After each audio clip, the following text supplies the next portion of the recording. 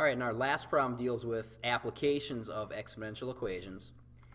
It asks, if you invest $2,000 into a retirement account with a 9.9% annual interest rate, compounded quarterly, how long will it take until the account reaches $10,000?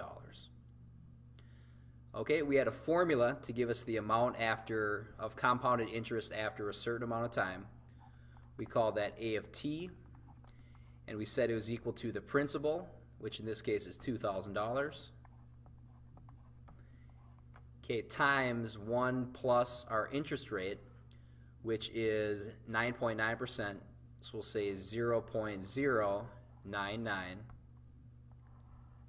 okay, divided by the number of times it's compounded per year. In this case it's quarterly, so we'll say 4.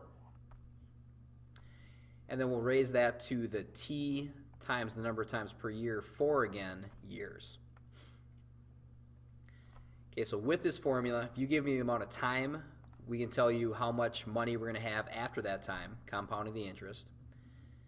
Now with this problem, we already know what we want that amount of money to be, $10,000.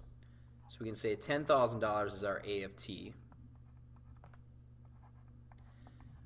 Then we have an equation to solve for our t.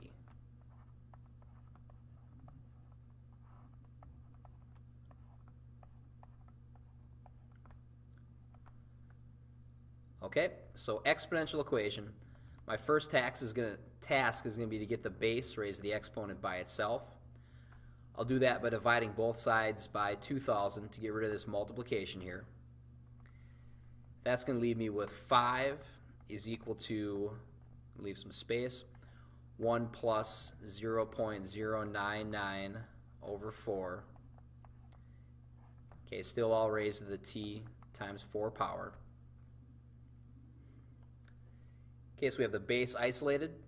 Our next step is going to be to take the log of both sides. And we'll use log base 10 just because that's the one on the front of the calculator. And the reason I use the logarithm is we have a property of our logarithms that says I can take the exponent of what's inside a logarithm and pull it out front. Okay, for us, that's going to get rid of the exponential equation.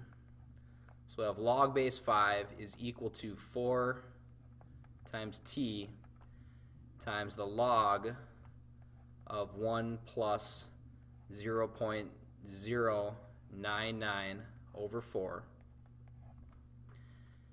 Okay, and doing that step essentially leaves us with a linear equation. Okay, linear equation just with some ugly numbers here. Okay, so to get the t by itself, we'll divide away all the stuff we're multiplying it by. We'll divide both sides by 4 to cancel the 4's out. And then also by the log of 1 plus 0.099 over 4.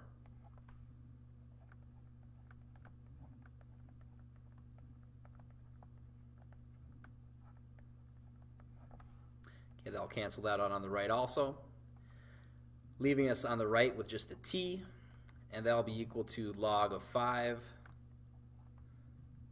divided by 4 log of 1 plus 0.099 over 4.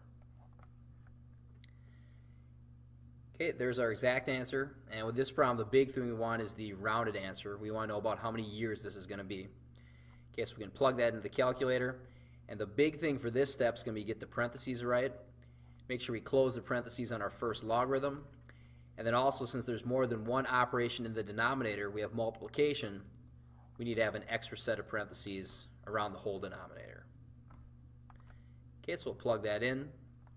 Log 5 divided by extra parenthesis 4 log of the 1 plus 0.099 divided by 4. Parenthesis for the logarithm, parenthesis for the denominator. Hit enter,